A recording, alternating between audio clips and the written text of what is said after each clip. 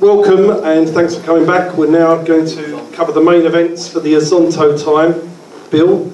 A lot of people have said this morning it should be called the About Time, Bill, after the false starts we've had with Richard Commey, which we'll come on to in a little moment.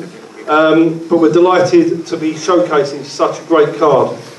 As I mentioned in the first part, and I will repeat it again for those that weren't watching, we have 4 either current or former area champions on the card, 1 former Commonwealth champion on the card, 2 prizefighter champions on the card, 1 former British champion on the card, and 1 current IBF Continental champion and an African champion on the card. It's an unbelievable bill, headlined by Richard Commey against Carl Buckland for the Commonwealth title against Gary Buckland. And Gary deserves extreme credit for being the only British fighter with the quantas to step forward and fight Richard, and he deserves unbelievable credit for that, and we'll cover more about that in a minute. We have a battle of the undefeated for the Southern Area light heavyweight title between Miles Shinkwin and Joel McIntyre, and I think between them they're 21-0, so it's going to be an amazing fight. Freddie Turner, also from the Johnny Eames camp, he defends his Southern Area title against Kris Agyei-Dua, who has always wanted to win the Southern Area title. This will be his 3rd attempt. We have Joe Mullender and Danny Connor fighting for Masters titles, and then we've got a great cruiserweight bout between Tony Conquest, former Commonwealth champion, and Carl Dilks, Larry Ekundayo, former prizefighter champion, etc, etc, etc. It's an unbelievable night, and as I say, it's a TV card without TV. What I'm going to do now is introduce everybody up here. I'm then going to pass the microphone to Micky Amoo, who has been involved in the whole Richard Commey saga. He'll talk about it from Derry Matthews through to where we are today. And then we've got loads of questions. I'll pass them through to Matt from Boxing Evolution TV, and then we'll round it up with a few chats with everybody on the panel. So, to my right, we have the current IBF Continental Champion and African Champion, Richard Commey. 17 fights, 17 wins, 17 stoppages. It's an unbelievable record. I think it's only Deontay Wilder that's got a better record of this in the world. Next to him is his manager, Micky Amoo, who's been instrumental with his company Streetwise Promotions in bringing this fight to the UK, and it took a lot of heartache to do it. Next to Micky is Carl Lokko. Carl Lokko is Richard's trainer, and they've been based in the UK for many months waiting for a fight that's not happened due to various reasons. On the right of Micky we have Kris Agyei-Dua, who I've been really privileged to work with. He's a great guy, works really hard. He had 2 attempts at Southern Area title against Nathan Graham. The first one was a draw, and the second one he was doing very well in when he dislocated his shoulder, and that was probably one of my worst nights boxing, seeing that happen to him. But he gets his 3rd attempt, which I promised that we'd deliver for him against Freddie Turner, which is a real tough contest on this show. Next to Freddie is Miles Shinkwin. It's happy birthday, Miles, his birthday today. And he's got his first title of what he expects to be the first of many when he fights Joel McIntyre, which will be a great fight on the show. And next to Miles is Jason Rowland, who's worked tremendously well with Miles, Tony Conquest, Mitchell Smith amongst others, and he's a great trainer. On my left is the man who has made this possible, Gary Buckland. He was the only man that wanted to step forward and take the challenge on. The rest of them have been running for covers, running for the hills, and running wherever they wanted to go to. And this man who's fought wars with Gavin Rees in his last 2 fights is a real fighter. And I'm sure he's going to bring his A game in what most people call as a real 50-50 fight. Next to Gary is his manager, Brian Powell, who's done a great job in helping the fight get arranged. He's been an absolute pleasure to deal with. And on his left is an unbeaten light heavyweight from Portsmouth, Joel McIntyre. And I've watched his career with interest, and he's done extremely well. And obviously this for him is his D-Day as his Mars, and it's 2 great fighters going together on the undercard. And one of Britain's long-established trainers, who's had many champions, Johnny Eames, who works with Joel, is on the end of the table next to Joel. So what I'd like to do now is just to pass the microphone to Micky Amoo from Streetwise Promotions. He'll talk about the whole saga, and then we'll go to the questions. We've got many questions that Matt from Boxing Evolution has got. Steve, firstly I'd like to thank all of you for turning up today and showing an interest in what we believe is going to be a great fight and a great show. Secondly, I'd like to thank Steve Goodwin, who's been instrumental in helping us get to this stage where we are, the only promoter who has shown an interest in what we're trying to do. and we're very thankful for that. I'd like to thank Gary Buckland for taking up the challenge. Like Steve said earlier on, as most wouldn't, for one reason or another. And I'd especially like to thank his manager, Brian Powell. I spoke to Brian after the first Gavin Rees fight regarding maybe getting a match up with Richard, and he was very interested, very interested in the fight, and we spoke. And unfortunately, someone came in and offered him a rematch with Gavin Rees, which obviously preceded what we had to offer, which was a TV show. So they took that, and unfortunately, we had to wait again. We then had a fighter that we was going to bring over from Ghana called Benjamin Ashley, who is in the Commonwealth rankings, and for various reasons, which I can't go into because there might be legal ramifications, his visa was not applied to him. So we was back to the drawing board. Didn't think this fight would happen. Steve then phoned me, we had a conversation. He said, look, I was in Atlantic City at the time at the IBF convention. Steve then phoned me and said, look, let's see what we can do. Went back to Brian Powell, and he was fantastic. All I can say was, thank you very much for taking up the challenge. You know, we really appreciate it. We know it's a 50-50 fight. You know, we're putting everything on the line here. We've come to the UK with Richard, you know, wanting Richard to improve, wanting Richard to learn, wanting Richard to test himself against the best the UK has to offer. Being a Ghanaian, it's not very often Ghanaians come over here and have a real chance of winning the Commonwealth title. We knew that, that's why we had a Commonwealth Eliminator back in, was it July last year? July last year, final Eliminator, which we knew Derry Matthews was the champion, and we was led to believe that we would be facing Derry Matthews. For one reason or another, Derry Matthews then decided that he wanted to fight Curtis Woodhouse when he should have really fought Richard. Then went on to fight Stephen Norman. And me and Steve spoke and we thought, you know, this guy really doesn't want to fight Richard. Looks like he's going to duck him. So, you know, we didn't know what to do. So we spoke to the Commonwealth Council and said, look, we've had a final eliminator, where do we go? What do we do? They advised us that, well, we'd have to wait. It was like, wait for what? You know what I mean? We've had a final eliminator. We want... Is this mic working properly? Try the other one. We've had a final eliminator. We need to fight the champion. That's what a final eliminator is about. We then was told, well, Derry was going to have another fight and he got injured. But really, we wasn't interested in the excuses. We really wanted the fight. So we pleaded with the Commonwealth Council, say, look, you know, we've had a final eliminator. If Derry doesn't want to fight, and by all what was coming out of his camp, it was really, he didn't want to fight Richard, didn't want to take the chance, didn't want to take the risk. We believed that from himself and we believed that from his camp. So the Commonwealth gave him an ultimatum. They had a date. The date passed, so they were stripped. After they were stripped, we was asked to find any opponent in the Commonwealth rankings, any opponent that is in the rankings, that's in the ratings, to fight Richard. Me and Steve asked the question of every single lightweight in the UK who was on that list. Go through the names. What names are on there, Steve? Kurt Goodings. We spoke to Kurt Goodings, his manager. He mentioned the purse. I said the purse isn't a problem. Then they went for an English with Scott Cardle. Spoke to Eddie Hearn. He said he wouldn't put any of his lightweights in with Richard apart from Scott Cardle. He said he wouldn't take the risk. He wouldn't touch it. We offered it. We said we would have offered Campbell 100 grand if he wanted it. They just were not interested. He was going to speak to Joe Gallagher, then the phone went dead, so Joe Gallagher obviously said no. So they were saying no. We went through, we just went, every single lightweight in this country was offered. Richard was also mandatory at that point to fight Kevin Mitchell for the IBF International. Kevin Mitchell vacated, okay, he's gone on to other things. But it's just a continual vacation, avoidance, excuses. And it's not about money, it wasn't about money, it was the fact they didn't want to take the chance. And for me, the problem with the British lightweight division is we've got a round-robin competition of British fighters fighting British fighters. There's a world-class fighter here from Ghana, but they just seem to want to masquerade as world-class fighters. How can you be world-class fighters if you're only fighting British fighters? and not prepared to step forward and fight world fighters, or fighting hand-picked Mexicans that are coming here to roll over and turning up a day before. It's ridiculous. So I don't buy into the fact we've got a load of world-class lightweight fighters. Gavin Rees is a world-class lightweight fighter. He's fought at world level.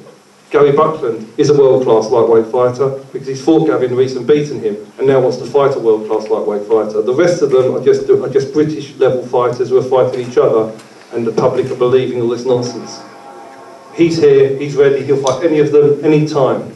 If he beats Gary, then any single one of them can step forward, but I don't expect to see a very long queue. The Commonwealth title is a British Empire title. It's actually run by the British Border Control, and it's a British title. None of the lightweights should be ashamed to step forward and have a go, because at the end of the day, if they want to improve their career, they've got to get in with someone they've never fought before. Regardless of Richard's record, he's still a fighter that is not the norm in the country. There's not too many fighters that fight like Richard here. And if you want to test yourself, if you really want to be the best, if you want to get to the pinnacle of boxing, then you've got to step in. You've got to step into the ring. Otherwise, what are you doing? You're masquerading as a boxer. You're not really a boxer.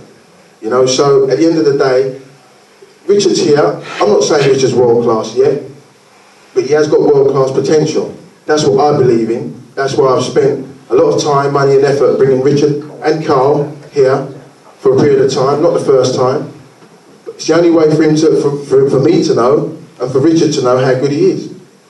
Last year we had the opportunity to go up to Scotland to spar Ricky Burns. At the time Richard had just beaten Paul Truscott, and it was an opportunity for Richard to step into a ring with a genuine world-class operator, which everyone believes and understands Ricky Burns is, or was at the time. He was a world champion at the time.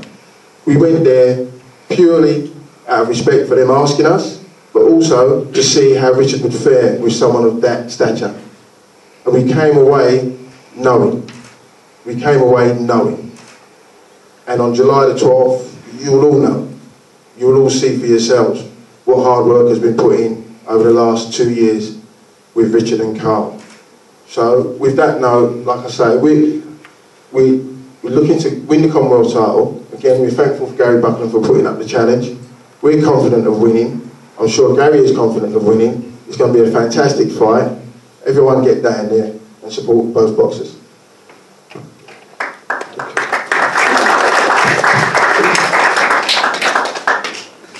Matt, are we ready with the questions?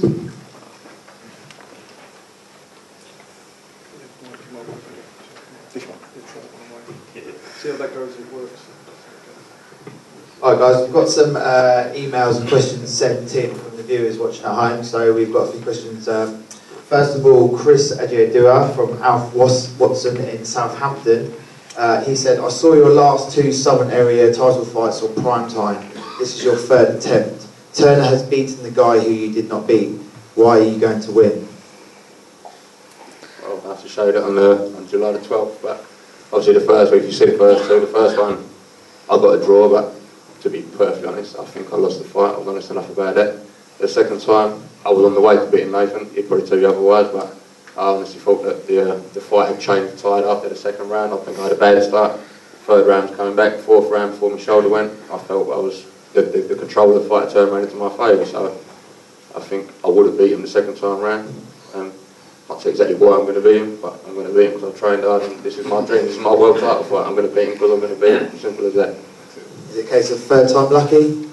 Well, then hopefully, I had to joke about some Facebook the other night. There'll be no luck involved, but if a bit of luck comes, then I'll happily take it. But hopefully, we won't need no luck. Hard work and dedication will be enough, and I've put enough hard work and dedication into this. Like I said, this is not just a soundbite. This is my world title. I mean, just being here today, I can't stop smiling.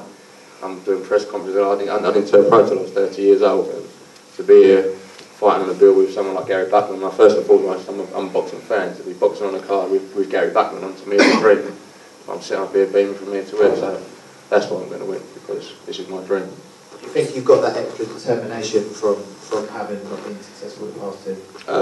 I wouldn't say any extra. I mean, you see the one when my shoulder came out, I was determined enough to fight with one hand. When my shoulder popped out, I wasn't never lacking to get the determination.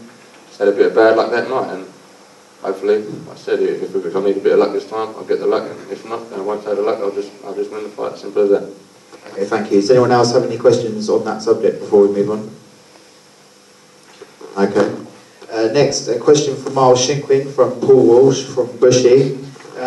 Is this your hardest fight to date? I have read your chin and heart have been questioned. Have you ever been put down in the amateur or pros? I've heard a lot of things about my heart, my chin, my stamina, my ability to do 10 rounds. If they're all true, then Joel, you've got an easy night on 12th. I think just talk about what I can and can't do. On the 12th of July, I'll show you what I can do. And that's all we've got to say about it, really. So basically you're just completely disagreeing with what that guy I've got a glass chin, I've got no engine, I've got no heart. I'm pretty useless, really. Why are you boxing? I don't know why I'm boxing for, really, but if you come and see on the 12th, you'll see different sides of that story. Okay, thank you, Miles. Okay, next we have a question for Joel McIntyre. Where's Joel? Yeah. Okay. This is from Andy West from Portsmouth. We believe in Portsmouth you will win this fight comfortably. Will you win on points or stop Shinkwin? It's glass jaw. Glass jaw, yeah, glass jaw. I haven't said that, yeah. I suppose it's a stoppage, isn't it? No, it's, I'm not looking to win on points. I'm not making any predictions. I'm going to make it as long as it goes. It's going to be a terrible, terrible no to my opponent.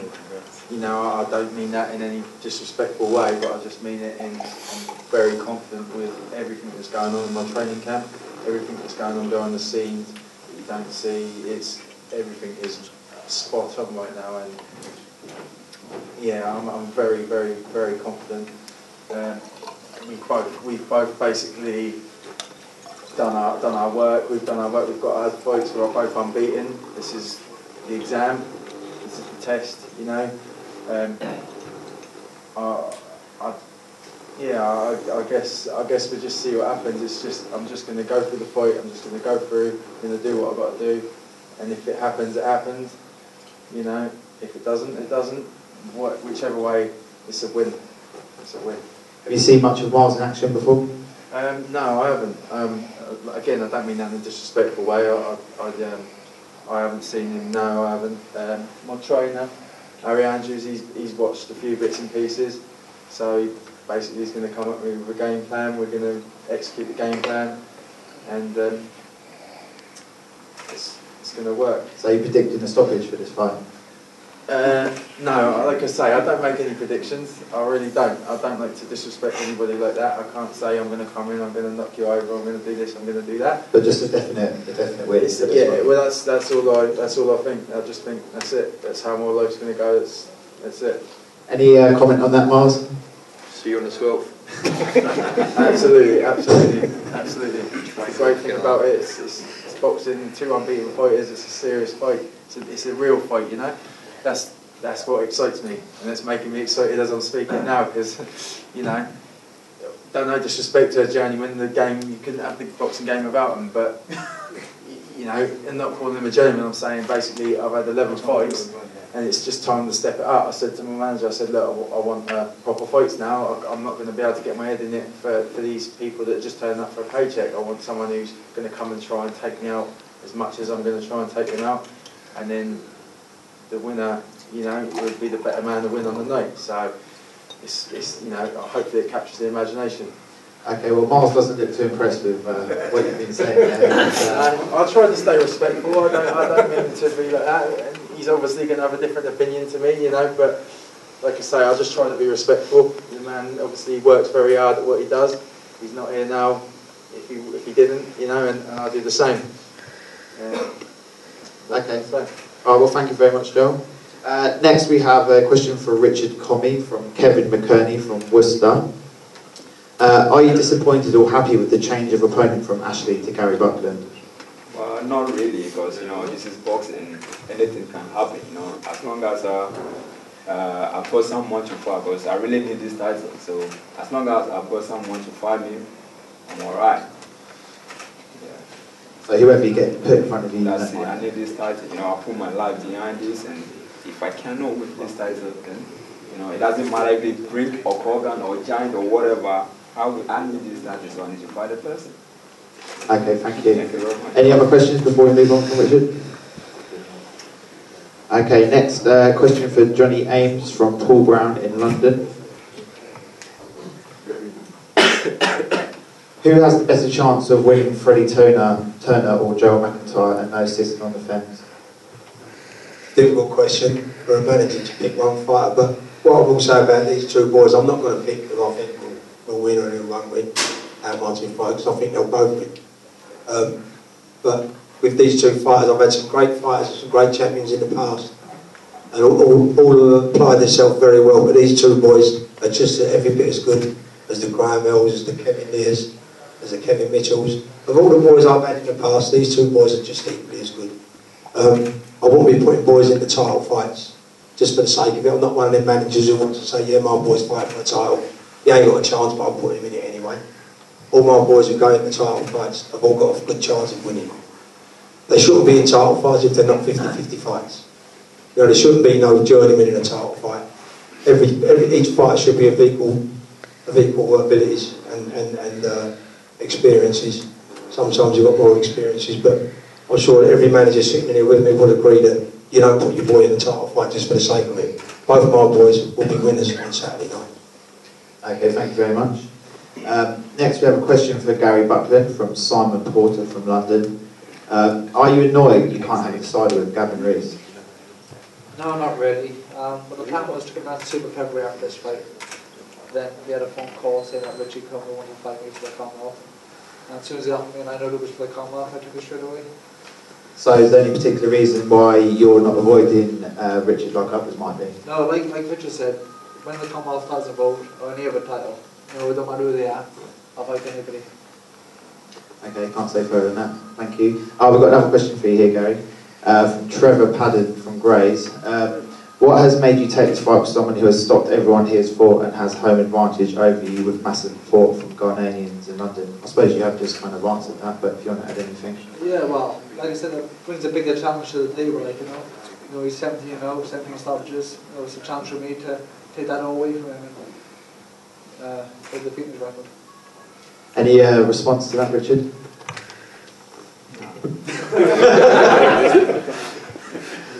Do you think the O's going to go? Do you think the O's going to go? Well, I can't predict, but definitely I'm going to win. Okay. We have a question here for Brian Powell. This is from Trevor Padden again. Do you think Gary beats Richard, and if so, how? Like Gary has said, well, first of all, I'd like to thank Steve and Mike for giving Gary this opportunity, because the Commonwealth title is still a great title, and with Richard and Gary, two great fighters. Gary thrives on competition, especially for titles. So yeah, I think Gary's right, he's going to add an O to Richard's record, because they're great fighters, they both come forward fighters. It's going to be a tear-up, you know that. Gary loves a tear-up. So, on the right, best man will win. Okay, thank you very much. And last of all, question for Carl Lokko. How do you see the fight going, and how does Richard win against someone who is so much more experienced than him and has mixed at a higher level? Okay, thank you very much. Actually, we're sitting here for now, having this show coming on 12th July. We are very, very happy to see ourselves sitting here, especially with Gary Buckland. I mean, meaning the fight is coming on. Only with that one, we are happy. And for now, even here in the UK, it's our second home. Now we're making sure that we are going to make UK proud, although we are coming from Ghana. And that is why we choose to come through the lightweights over here, because we know they have a good lightweights over here. That we fought, we have to try our pulse with them. That is why we are here. Regards to Richard winning this fight or not or whatever, that is why we are here. You need to fight with the best, the ones that their names are there. You need to test yourself, fight with them, and come up with your decision. Let people know the man you are. Not most of the time by you talking much or making noise, but make sure when you go in the ring, you come up with your decision that people expect to know or to see. Richard is going to win, like I'm saying. The big man over there is not coming in the ring just to come and stand. I know he's coming there to do all his best that he can do, but I will urge him to do more, because we are going to give him something for him to cheer up. Thank you. It's all about the dog. That's it. It's all about the dog, the win. That's it. I know Jason's a late addition to the panel at the bottom. I know he likes to chat. Steve, that's all the questions done. Jason, how do you feel the fight with Miles and Joe McIntyre will go? I think it'll be a very good fight. I think Miles fought around with Joe before, didn't you? Yeah, a long time ago. I didn't see it, funny enough. I respect them, Joe and Johnny. But Miles is very, very gifted for a light heavyweight, and I believe he's going to go on for bigger and better things. It's his time to show, really, show his class. So I'm looking forward to it. That's all.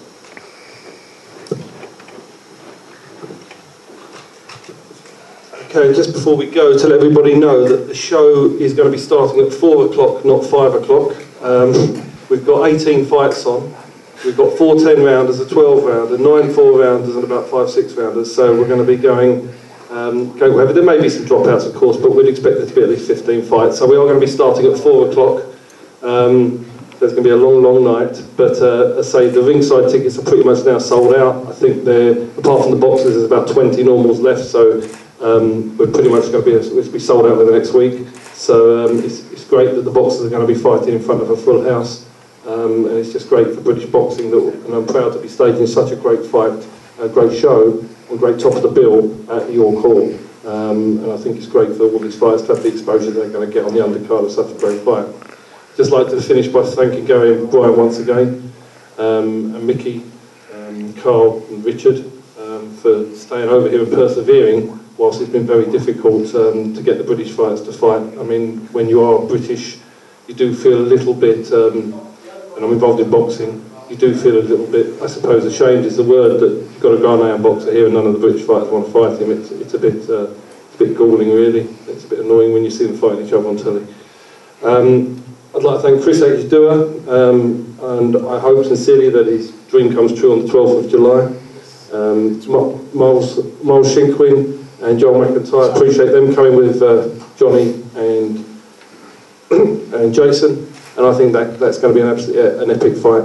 I think this is without doubt one of the best, the best non-TV show in the UK for many, many years, and I think the night will live up to it. I'd also like to thank everybody here for coming. The boxers are now going to do one-on-ones with everybody here, and thanks very much for making the effort to come to the Prince Regent in Chigwell today. Thanks very much.